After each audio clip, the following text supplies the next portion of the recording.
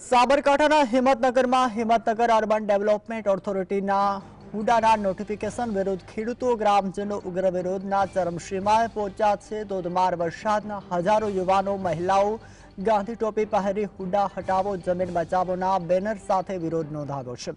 11 ગામની ખેતભૂમિ બચાવવા આંદોલન કર્યું છે। નોટિફિકેશન રદ ન થાય ત્યાં તો મોટું આંદોલનની પણ ચેતવણી આપી છે। વિરોધને કારણે પોલીસ બંદોબસ્ત પણ ગોઠવી દેવામાં આવ્યો છે।